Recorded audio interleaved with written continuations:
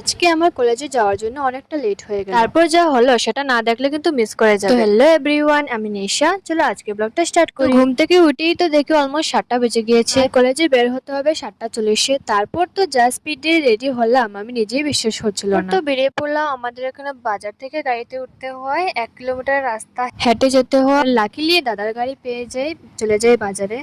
এসে দেখি 8টা বেজে গিয়েছে আর একটাও অটো নেই। আর যারা আসছিল সিট পুরো ফুল।